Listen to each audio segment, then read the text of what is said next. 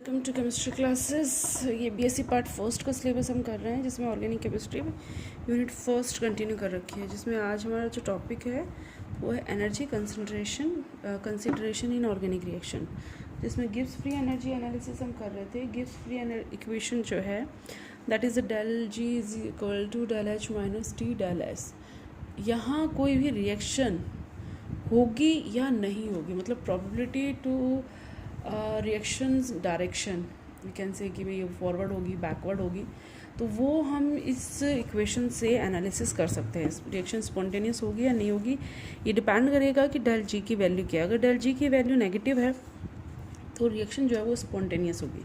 अब डेल जी की value negative कब हो सकती है, तो उसके लिए कंडीशंस हैं। जैसे फर्स्ट कंडीशन कि डेल एच की जो वैल्यू है that is less than zero हो, एंड डेल एस की जो वैल्यू है वो आपकी मोर देन ज़ीरो हो। उस कंडीशन में डेल एच अगर लेस देन ज़ीरो तो नेगेटिव हो जाएगा, और डेल एस अगर मोर देन ज़ीरो है तो ये नेगेटिव ही रहेगा, तो ओवरऑल आपका जी नेगेटिव आ जाएगा। सेकेंड कंडीशन ये है कि डेल एच की जो वैल्यू है वो मोर देन ज़ीरो हो और डेल एस की वैल्यू भी मोर देन ज़ीरो हो, बट टेम्परेचर हाई हो। टेम्परेचर हाई हो तो उस कंडीशन में क्या होगा, ये टेम्परेचर हाई होने पर इस वाली यूनिट की वैल्यू, मतलब यहाँ सेकंड के लिए इस वाली यूनिट की वैल्यू हाई हो जाएगी, और जब इसकी वैल्यू हाई होगी तो ओवरऑल रिएक्शन की जो वैल्यू है वो नेगेटिव में आ जाएगी। थर्ड कंडीशन, डेल एच की वैल्यू लेस देन ज़ीरो हो और डेल एस की वैल्यू भी लेस देन ज़ीरो हो। तो इस कंडीशन में अगर ये लेस देन ज़ीरो है तो टेम्परेचर जो है वो आपका लो होना चाहिए। लो टेम्परेचर होगा, नेगेटिव नेगेटिव पॉजिटिव होगा, लेकिन ये वैल्यू अगर हाई है और टेम्परेचर लो है तो ओवरऑल इस रिएक्शन के नेगेटिव होने के कारण डेल जी की वैल्यू नेगेटिव आ जाएगी। And the fourth, del H जो है वो मोर देन ज़ीरो हो, del S is less than zero. In that condition value negative नहीं आएगी, पॉजिटिव आएगी। डेल जी अगर पॉजिटिव आ रहा है तो रिएक्शन जो है वो आपकी नॉन स्पॉन्टेनियस होगी, मतलब रिएक्शन अपने आप नहीं हो पाएगी, रिएक्शन पॉसिबल नहीं है। इसमें रिएक्शन इन ऑलवेज स्पॉन्टेनियस होगी। यहाँ पे रिएक्शन स्पॉन्टेनियस होगी, कंडीशन है टेम्परेचर हाई होना चाहिए और टेम्परेचर लो होना चाहिए। ये दो मतलब कंडीशन की होगी और ये आपकी डायरेक्ट होगी। तो ये इक्वेशन मतलब सिचुएशन देके आपसे पूछा जा सकता है कि it may be reaction possible और नॉट, तो ये आपको देखनी होगी। इसका मैंने लास्ट वीडियो में आपको एक टेबल के फॉर्मेट में भी दिखाया है, अगर आपने नहीं बनाया है तो ये वो फॉर्मेट है, इसका आप स्क्रीनशॉट ले लो और इसको इस फॉर्मेट में याद करना आसान रहेगा। बाकी बात वही है कि डेल जी की वैल्यू आपकी नेगेटिव आनी चाहिए। तो यहाँ तक मैं लास्ट वीडियो में करवा चुकी थी, बट कुछ टेक्निकल इशू था और वीडियो कंप्लीट नहीं हो पाई थी, इसलिए इसका थोड़ा सा ब्रीफ रिवीजन मैंने लिया है। नाउ द नेक्स्ट स्टेज और next part of this topic, ये इसके बेसिस पे हम थर्मोडायनेमिक डायग्राम बनाएंगे, या यूँ कहें कि फिगर्स या ग्राफ प्लॉट करेंगे कि रिएक्शन किस तरह से पॉसिबल है। तो इसके लिए हम दो डिफरेंट ग्राफ बना सकते हैं। दोनों में ही हम लेंगे पोटेंशियल एनर्जी, स्थितिज ऊर्जा इसको हम कह सकते हैं, and the rate of reaction, या सिंपल एनर्जी भी लिख दो तो भी सेम है, ठीक है। रिएक्शन में दो कंडीशन है। फर्स्ट कंडीशन आपकी रिएक्टेंट, मैं सिर्फ आर लिख रही हूँ अभी, दोनों ही कंडीशन में आर फॉर रिएक्टेंट। रिएक्टेंट की एनर्जी जो है वो आपके प्रोडक्ट से कम हो, कौन सी कंडीशन होगी, एक्सोथर्मिक। कौन सी होगी, एक्सोथर्मिक। एंड सेकेंड, आपकी रिएक्टेंट की एनर्जी प्रोडक्ट से कम हो तो ये होगी आपकी एंडोथर्मिक। तो इसको तो हम लिखेंगे एक्सोथर्मिक, हिंदी में इसको बोलते हैं ऊष्माक्षेपीय अभिक्रिया, और ये आपकी होगी एंडोथर्मिक रिएक्शंस, ठीक है। ये आपकी होगी एक्सोथर्मिक और ये आपकी होगी एंडोथर्मिक, ऊष्माक्षेपी, और इसको बोलते हैं ऊष्माशोषी अभिक्रिया है। अब इन दोनों में ही ये क्रिटिकल टेम्परेचर आ रहा है, हाईएस्ट टेम्परेचर का एक पॉइंट आ रहा है, ठीक है। इसको हम बोलते हैं क्रिटिकल टेम्परेचर या एनर्जी स्टेज। अच्छा, इन दोनों ही में ये एक हाई टेम्परेचर पे आएगा, मतलब मैक्सिमम टेम्परेचर हम इसको बोल सकते हैं, मैक्सिमम टेम्परेचर या रिक्वायर्ड टेम्परेचर, मतलब इस रिएक्शन को यहाँ तक आना होगा। यहाँ पे जो कॉम्प्लेक्स, अगर इसको एक एग्जांपल से लेते हैं हम, जिससे कि हमें समझने में आसानी रहेगी। आपने रिएक्शन की है अभी पीछे, कौन सी, SN1 SN2, वही ले लेते हैं। SN1 का एग्जांपल हम लेते हैं। SN1 में क्या है, नहीं SN2 का लेते हैं, इसमें इंटरमीडिएट नहीं बनता। SN2 में क्या है, आपका जो प्रोडक्ट है ये आपका रिएक्टेंट है, यहाँ मैं तीनों में H लिख रही हूँ, और इस पे एक न्यूक्लियोफाइल अटैक कर रहा है, ये आपकी रिएक्शन है। और इससे एक इंटरमीडिएट जो बनता है, संक्रमित अवस्था जो आपकी आती है वो कुछ इस तरह से आती है। इधर न्यूक्लियोफाइल आ रहा है और इधर आपका हैलोजन ग्रुप जो है वो जा रहा है, ये अलग हो रहा है और ये जुड़ रहा है, ये कंडीशन है। तो यहाँ मान लो आपका रिएक्टेंट है CH3X, इसको इस फॉर्म में लिख दिया, प्लस न्यूक्लियोफाइल, ठीक है, ये कंडीशन होगी। इस पॉइंट पे आपकी जो कंडीशन होगी, ये न्यूक्लियोफाइल अटैच भी हो रहा है और हैलोजन रिमूव भी हो रहा है साइमल्टेनियसली, दोनों प्रोसेस एक साथ हो रही है। और यहाँ पे आके न्यूक्लियोफाइल अटैच हो गया और हैलोजन ग्रुप रिमूव हो गया। तो ये आपका फाइनल प्रोडक्ट है, ये आपका रिएक्टेंट है, और ये आपका एक्टिवेटेड ग्रुप कह सकते हो आपको इसको, या एक्टिवेटेड कॉम्प्लेक्स या ट्रांजिशन स्टेट, वैसे इसका एग्जैक्ट हिंदी में बोलेंगे संक्रमण अवस्था, और इंग्लिश में इसको बोलेंगे ट्रांजिशन स्टेट, ट्रांजिशन स्टेट। कौन से पॉइंट को, इस पॉइंट को, तो ये कंडीशन होगी, ठीक है। सेम इसके लिए भी सेम वही है, रिएक्टेंट आपका यहाँ होगा, प्रोडक्ट और लास्ट ये ट्रांजिशन स्टेट एंड प्रोडक्ट। तो यहाँ ये जो हाईएस्ट पॉइंट है ये आपका ट्रांजिशन स्टेट का है, ये आपका रिएक्टेंट है, ये आपका प्रोडक्ट है। ये जो एनर्जी गैप आएगा तो इसको हम बोलेंगे एक्टिवेशन एनर्जी। ये जो एनर्जी गैप आएगा ये आपकी एक्टिवेट, इतनी एनर्जी आपको देनी होगी रिएक्टेंट को ताकि वो एक्टिवेट होगा और उसके बाद प्रोडक्ट का फॉर्मेशन होगा। तो ये आपकी कहलाएगी एक्टिवेशन एनर्जी। ये को हम बोलेंगे एक्टिवेशन एनर्जी, ये को बोलेंगे एक्टिवेशन एनर्जी। और अगर हम ये चेंज देखें, कौन सा चेंज, इसको कंटिन्यू कर दें, ये और ये इन दोनों के बीच का जो एनर्जी चेंज है ये आपका कहलाएगा चेंज इन एंथैल्पी। यहाँ पे भी सेम ये जो डिफरेंस आएगा ये क्या कहलाएगा, चेंज इन एंथैल्पी। क्लियर है। अगर ये रिएक्शन हम कैटलिस्ट की प्रेजेंस में करें, कैटलिस्ट आपने 11th-12th में पढ़े हैं, ये वो रिएक्टेंट्स या वो रिएजेंट होते हैं जो किसी रिएक्शन में पार्टिसिपेट नहीं करते, लेकिन इनकी प्रेजेंस से रेट ऑफ रिएक्शन इंक्रीज़ हो जाती है और जो एक्टिवेशन टेम्परेचर है वो डिक्रीज़ हो जाता है। समटाइम पाथ ऑफ रिएक्शन भी चेंज हो जाता है और प्रोडक्ट हमें मैक्सिमम मिलता है, ज़्यादा क्वांटिटी मिलता है।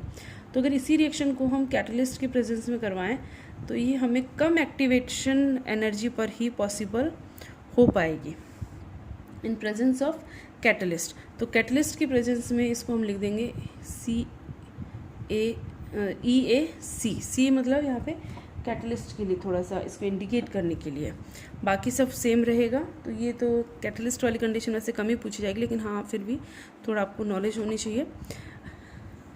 ऊर्जा आरेख यानी कि एनर्जी डायग्राम पूछा जाएगा, डायरेक्ट पूछा जाता है, ये कौन सी स्टेज है, ये कौन सी स्टेज है।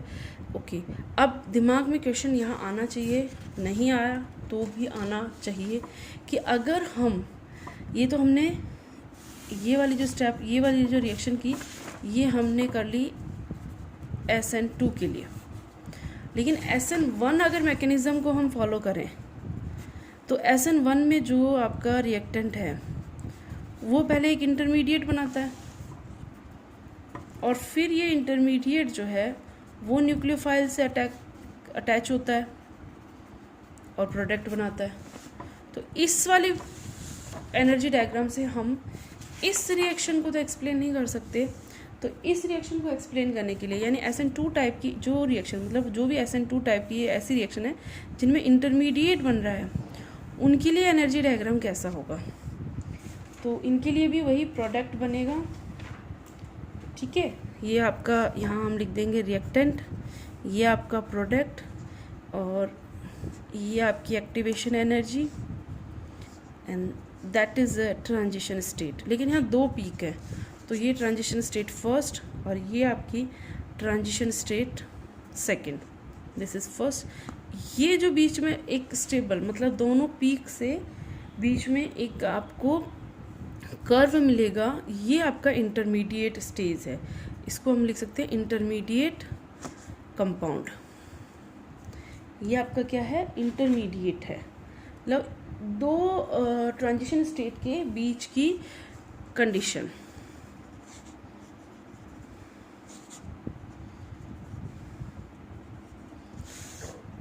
दो ट्रांजिशन स्टेट के बीच की एक स्टेबल कंडीशन, मतलब इतनी स्टेबल नहीं है जितना कि रिएक्टेंट और प्रोडक्ट हैं, जितने रिएक्टेंट और प्रोडक्ट है उतनी स्टेबल ये नहीं होगी, लेकिन एज़ कम्पेयर टू ट्रांजिशन ये स्टेबल है। अच्छा, ट्रांजिशन स्टेट को अगर हम सेपरेट करना चाहें रिएक्शन मीडियम से तो पॉसिबल नहीं है, लेकिन इंटरमीडिएट को हम सेपरेट कर सकते हैं क्योंकि इसमें कुछ स्टेबिलिटी प्रेजेंट होती है, इसमें कुछ स्टेबिलिटी प्रेजेंट होती है। और यहाँ पे दो ट्रांजिशन स्टेट आएंगी, एक्टिवेशन एनर्जी भी दोनों के लिए फिर आपको अलग अलग ही कैलकुलेट करनी होगी, मतलब इसके लिए फिर ये वाली एक्टिवेशन एनर्जी आएगी, द सेकेंड टाइम आपको इतनी एक्टिवेशन एनर्जी प्रोवाइड करनी पड़ेगी। इसको डैश लिख के लिख सकते हैं, ठीक है। तो ये आपकी एनर्जी, ये रिएक्शन, ठीक है। ये आपकी अच्छा, एक क्वेश्चन आपसे difference between transition state and intermediate पूछा जा सकता है। तो ट्रांजिशन स्टेट और इंटरमीडिएट के बीच में आपको 5 डिफरेंस मतलब याद करने, जैसे कि एक आपका है कि अकरेंस कहाँ है, कहाँ पाई जाएंगे। तो इंटरमीडिएट जो आपको सिंगल स्टेट वाले में पाए जाते हैं। इंटरमीडिएट के लिए 2 स्टेप, जैसे ये रिएक्शन है इसमें 2 स्टेप है, स्टेप 1 और स्टेप 2, और इसमें आपको इंटरमीडिएट मिल रहा है। लेकिन जो आपकी सिंगल स्टेप है ये एक ही स्टेप में होने वाली रिएक्शन है, ठीक है, SN2। तो ये एक सिंगल स्टेप है, तो अगर सिंगल स्टेप है तो वहाँ इंटरमीडिएट नहीं मिलेगा। तो मिनिमम 2 स्टेप रिएक्शन होनी चाहिए तब आपका इंटरमीडिएट बनेगा। ट्रांजिशन स्टेट सभी रिएक्शंस में बन जाती है। बॉन्ड जो है इसमें या तो टूटेंगे या बनेंगे, बीच की कंडीशन नहीं होगी।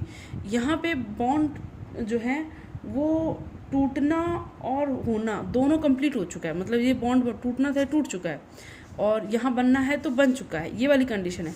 यहाँ क्या हो रहा है, बॉन्ड टूट भी रहा है और बन भी रहा है। ट्रांजिशन स्टेट में बीच के ना तो बॉन्ड पूरी तरह से बना हुआ होता है, ना बॉन्ड पूरी तरह टूटा होता है। ट्रांजिशन स्टेट के लिए ये इंपॉर्टेंट है। ट्रांजिशन स्टेट को हम सेपरेट नहीं कर सकते रिएक्टेंट मीडियम से, इंटरमीडिएट स्टेट को सेपरेट कर सकते हैं। ट्रांजिशन स्टेट की कोई ज्योमेट्री नहीं होती, मतलब स्टेबल ज्योमेट्री तो होगी बट स्टेबल नहीं है क्योंकि वो ट्रांजिशन है, चेंज होती रहेगी। इंटरमीडिएट की स्टेबल ज्योमेट्री होगी। Transition state highest energy peak पे होगा, हाईएस्ट एनर्जी पीक पे। इंटरमीडिएट की energy as compare to transition state थोड़ी कम होगी, लेकिन प्रोडक्ट और रिएक्टेंट से ज़्यादा होगी। ये कुछ बेसिक डिफरेंस है, आप एक बार इनको लिख लो या बुक से देख लो, मोर देन सफिशिएंट है। लेकिन हाँ, 2 या 3 नंबर के क्वेश्चन में पूछे जा सकते हैं। अब जो नेक्स्ट टॉपिक है that is a important topic we start, that is intermediates. अब इंटरमीडिएट्स कितने टाइप के हो सकते हैं। अभी हमने रिएक्टेंट्स पढ़ लिए, टाइप ऑफ रिएक्शंस पढ़ ली, रिएजेंट पढ़ लिए, एनर्जी डायग्राम को देख लिया, गिब्स फ्री एनर्जी का इफेक्ट देख लिया, गिब्स फ्री एनर्जी में एंथैल्पी एंट्रोपी का डिफरेंस देख लिया। अब जो हमारा टॉपिक है दैट इज़ इंटरमीडिएट, जो आपके बनेंगे रिएक्शंस में। तो हेडिंग हम डालते हैं इंटरमीडिएट। कितने टाइप के हो सकते हैं, वही सेम जैसे हम अभी तक पढ़ते आ रहे हैं। भाई इंटरमीडिएट 3 टाइप के हो सकते हैं, जैसे आपके रिएक्टेंट 3 टाइप के हो सकते हैं, वैसे इंटरमीडिएट भी।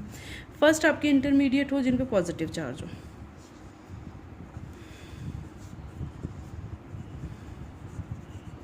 सेकंड आपके इंटरमीडिएट हो जिन पे नेगेटिव चार्ज हो,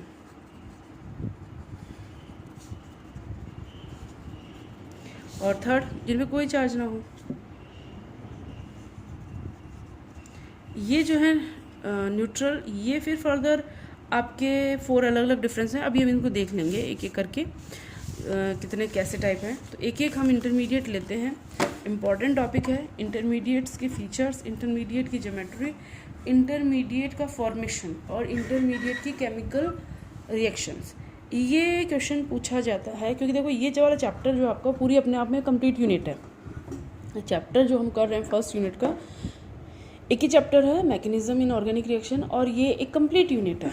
तो इसमें से 2 क्वेश्चंस पूरे बनते हैं, इसलिए इसका हर टॉपिक, छोटा चैप्टर है पूरा यूनिट है, तो इसका हर एक टॉपिक अपने आप में इम्पॉर्टेंट है और हर एक के क्वेश्चंस बनेंगे। तो फर्स्ट इंटरमीडिएट जो हम ले रहे हैं वो हम ले रहे हैं positively charge intermediate, that is called carbocation.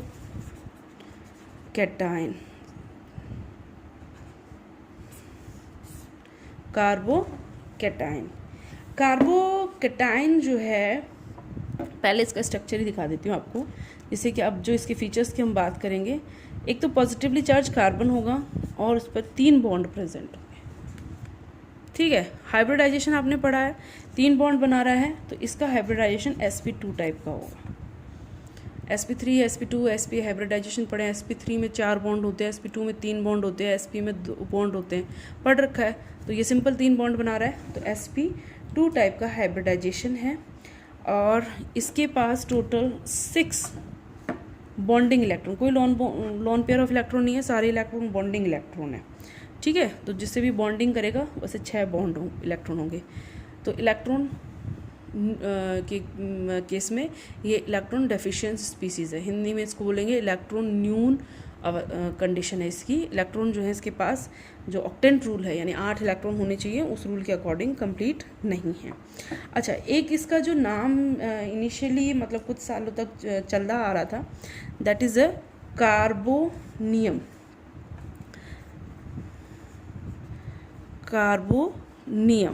अभी इसको नहीं बोलते, क्यों नहीं बोलते? एक्चुअल में कार्बोनियम जो है वो अमोनियम के जैसे है, अमोनियम,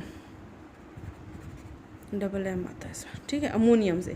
अमोनियम में क्या है, नाइट्रोजन की टोटल 4 बॉन्डिंग है और फिर प्लस चार्ज है। और कार्बोनियम का स्ट्रक्चर इसके अकॉर्डिंग होना चाहिए, कार्बन के पास 5 हाइड्रोजन्स यानी 5 इसके पास बॉन्डिंग होनी चाहिए और फिर प्लस चार्ज होना चाहिए। ऐसा तो इसके पास नहीं है, तो कार्बोनियम स्पीसीज इसको कहेंगे। इसको हम इन शॉर्ट लिख सकते हैं CH5+, इसको हम लिखते हैं NH4+। ठीक है, तो ये है कार्बोनियम, ये आपका अमोनियम, और इसको हम बोलेंगे कार्बोकैटायन। अगर आप कार्बोनियम लिखते हो तो वो गलत होगा, कुछ बुक्स में मिल भी जाता है, लेकिन कार्बोनियम इसको नहीं लिखना है। कार्बोनियम एक अलग स्पीसीज़ है। क्लियर है? चलो अब हम देखेंगे इसका क्लासिफिकेशन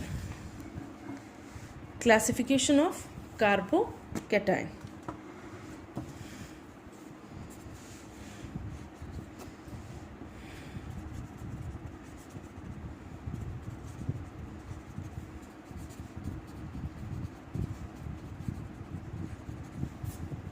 क्लासिफिकेशन इसका on the basis of carbon, यानी कि इसका होगा 1 डिग्री, 2 डिग्री, 3 डिग्री के अकॉर्डिंग इसका क्लासिफिकेशन होगा। मतलब अगर कार्बन जिसके ऊपर प्लस चार्ज है वो एक ही आपके साइड से किसी आर ग्रुप से जुड़ा है तो इसको हम बोलेंगे प्राइमरी कार्बोनियम। ठीक है, सेकेंडरी कंडीशन होगी कि अगर ये जुड़ा हुआ है 2 कार्बन कंटेनिंग ग्रुप से तो इसको बोलेंगे हम सेकेंडरी। और तीसरा हो गया कि ये चारों तरफ से, मतलब 3 जो इसकी वैलेंसी है तीनों की तीनों किसी आर ग्रुप से हो तो इसको बोलेंगे हम टर्शरी कार्बन।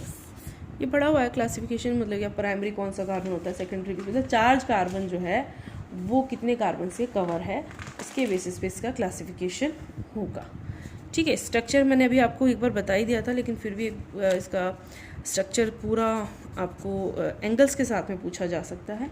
मतलब 1 नंबर का अगर क्वेश्चन आता है इससे ज़्यादा का तो नहीं आना चाहिए, आएगा ज़्यादा तो 2 का आ जाएगा, इससे ज़्यादा नहीं होगा, लेकिन फिर भी आपको ये नंबर पूरे मिलने वाले होते हैं।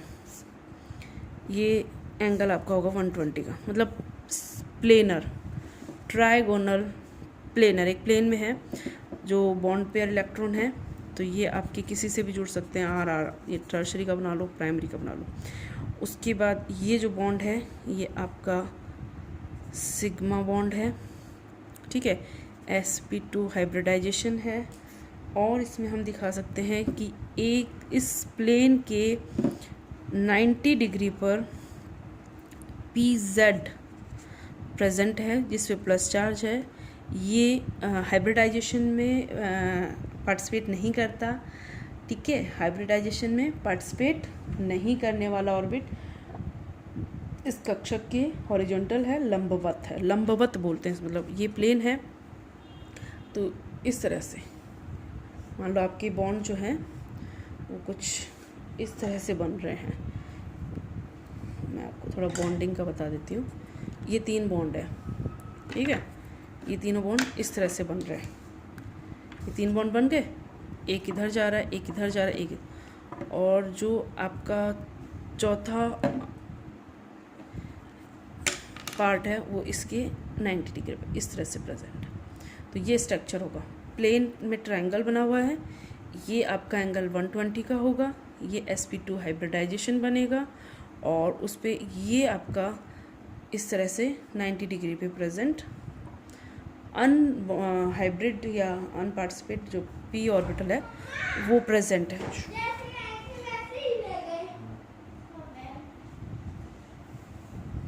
ठीक है, तो ये आपका हाइब्रिडाइजेशन हो गया।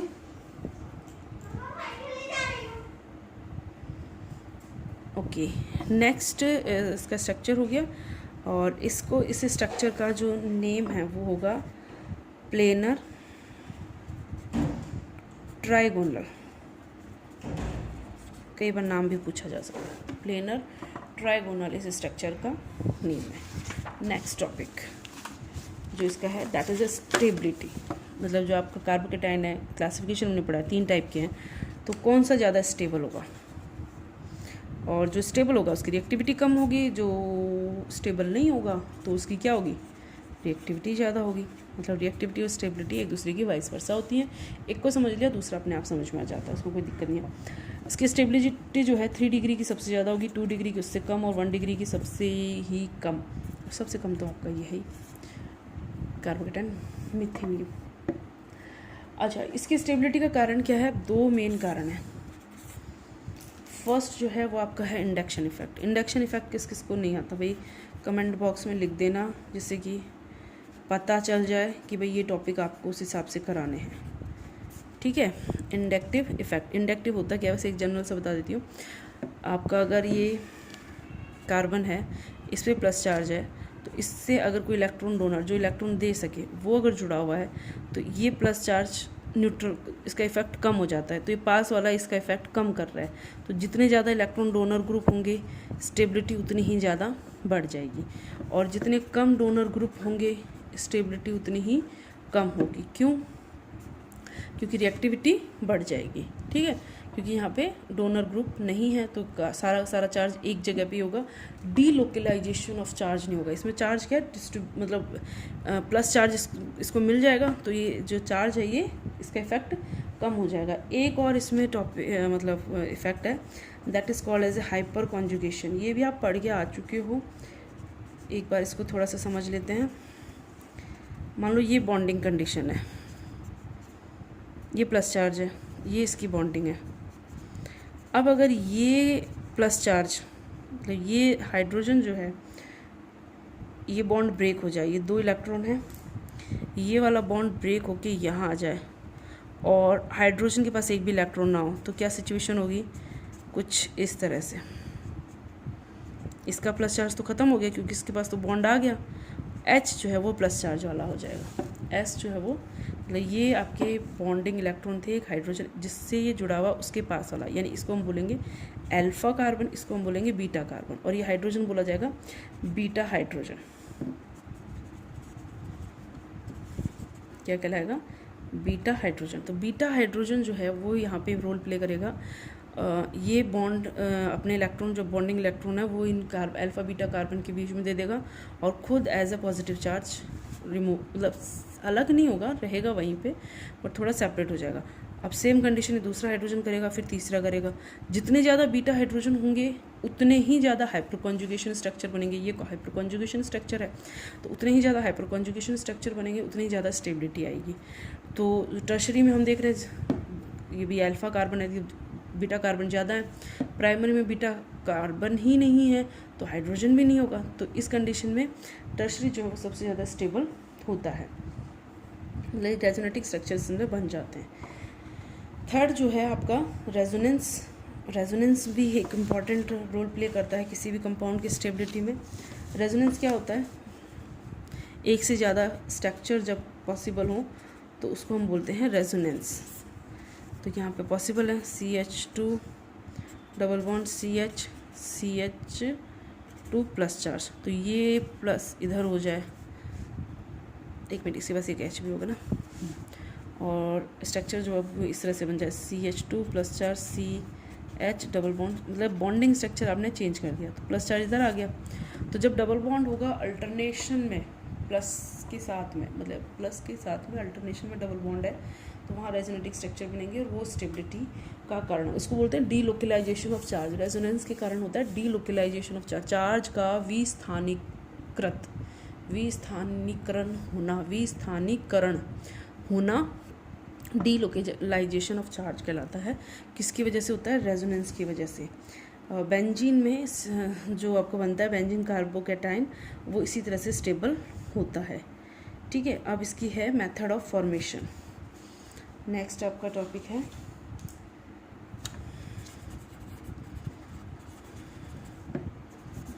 बनता कैसे है ये। तो फर्स्ट जो बनाने का मेथड आपका है दैट इज़ आप CX यानी कि कार्बन हेलोजन बॉन्ड क्लीवेज,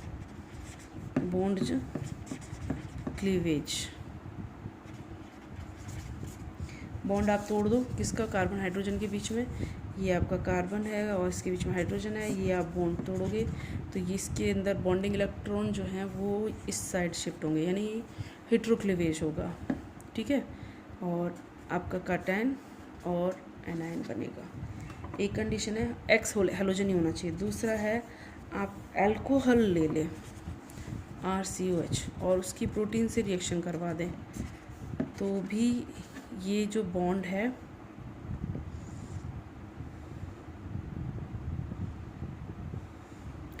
ये इसके साथ अटैच होगा पहले तो COH2 प्लस, और फिर ये पूरा वाटर फॉर्म में निकल जाएगा, प्लस चार्ज यहाँ रहेगा H2। तो ये एक सेकेंड पॉसिबल है। अल्कोहल में आप प्रोटीनेशन ऑफ अल्कोहल, इसको हम बोलेंगे प्रोटीनेशन ऑफ अल्कोहल। प्रोटीनेशन ऑफ एल्किन भी आप करवा सकते हो, उससे भी पॉसिबल है।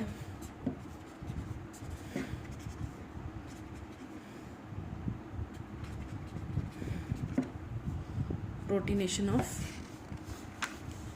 एल्किन।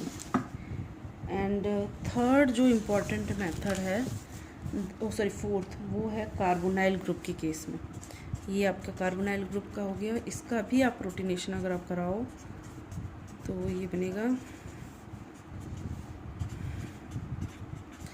इसमें इम्पॉर्टेंट ये है कि ये ग्रुप अल्कोहल फंक्शनल ग्रुप के साथ कार्बोकेटाइन बनाएगा, अल्कोहल फंक्शनल ग्रुप के साथ कार्बोकेटाइन बनाएगा। मेथड ऑफ फॉर्मेशन में आपका प्रोटीनेशन मेथड ही इम्पॉर्टेंट है, सभी का प्रोटीनेशन कराना है। ये एक जनरल मेथड है, एक को छोड़ के, कौन से? हेलो एल्किन्स को छोड़ के, तो याद करना आसान होगा। अब इसकी कुछ रिएक्शंस अगर हम देखें तो रिएक्शंस में ये एक प्लस चार्ज के साथ में, क्लियर, किसके साथ में है? पॉजिटिव चार्ज के साथ में। तो इसके ऊपर न्यूक्लियोफाइल्स का अटैक इजीली हो सकता है। न्यूक्लियोफाइल कौन होते हैं? जो नेगेटिव चार्ज कंटेन करते हैं, ठीक है, जिसके पास ऑलरेडी नेगेटिव चार्ज होगा वो क्या कहलाएंगे? न्यूक्लियोफाइल। तो यहाँ पे न्यूक्लियोफाइल का अटैक होगा, या यूँ कहें कि एडिशन, रिएक्शन को हम बोल सकते हैं एडिशन ऑफ न्यूक्लियोफिल्स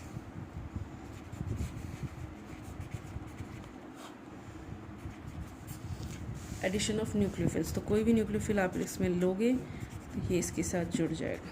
अब न्यूक्लियोफिल कौन कौन से हो सकते हैं, ये आपके हो सकते हैं Cl- और हो सकते हैं OH-, यानी रिएक्शन होगी आपकी R- plus Cl- RCl, easily होने वाली रिएक्शंस हैं।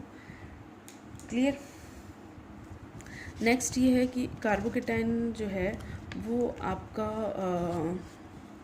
पॉजिटिव चार्ज ही रिमूव कर दे, ये भी पॉसिबल है। कैसे कर सकता है कि भैया ये आपका है CH3CH2 प्लस चार्ज है। अब इस पे ये आपका कार्बन होगा अल्फ़ा, प्लस चार्ज वाला क्या लगेगा आपका अल्फ़ा कार्बन, है ना। इस पे अगर आप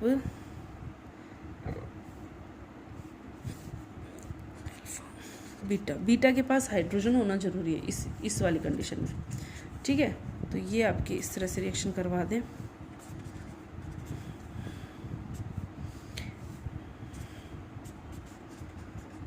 ये कैसे पॉसिबल है, इसकी एक बार मैकेनिज्म मैं आपको बता देती हूँ।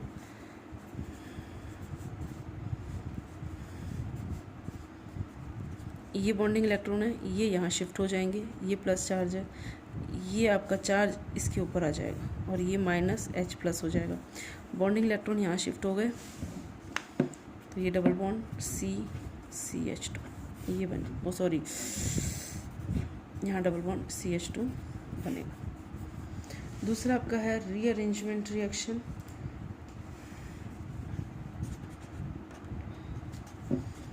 रीअरेंजमेंट के लिए आपके पास होना चाहिए कोई न्यूक्लियोफाइल या हेलो ग्रुप जैसा ग्रुप, मतलब कुछ इसके साथ रिएक्शन में होना चाहिए। ये आपका प्लस चार्ज है, ठीक है। और इससे आपका बन जाएगा प्राइमरी से सेकेंडरी। ये बहुत ज़्यादा होगा क्या आप करोगे कि ये यहाँ तो बना तो प्राइमरी था, ये सेकेंडरी प्रोडक्ट में कैसे बना। तो रीअरेंजमेंट रिएक्शन से हम जो प्रोडक्ट बनेंगे, अभी हम आगे पढ़ेंगे रिएक्शंस को आगे चैप्टर में, फिनॉल, अल्कोहल, कार्बोनाइल ग्रुप, तो वहाँ ये रिएक्शन हम पढ़ेंगे, वहाँ ये इम्पोर्टेंट आएगी। अभी इसका इतना इम्पोर्टेंस नहीं है। रिएक्शंस इसके जो इम्पोर्टेंट है वो 2-3 ही है, ज़्यादा नहीं है, तो वो आपको देख लेनी है। ओके, तो this is your chapter chemistry का। तो ये कंडीशंस आपको एक देखनी है, दूसरा आपको डायग्राम्स देखने हैं इसके, एंड ये कार्बोकेटाइन्स को देखना है। तो वीडियो काफ़ी लंबा हो गया अपलोड होने के हिसाब से, ठीक है। इस टॉपिक में कहीं कोई कन्फ्यूजन हो, कोई दिक्कत हो तो आप कमेंट बॉक्स में लिखें ताकि मुझे पता चले कि आपको क्या समझ में आ रहा है, क्या नहीं आ रहा है। Okay, thank you.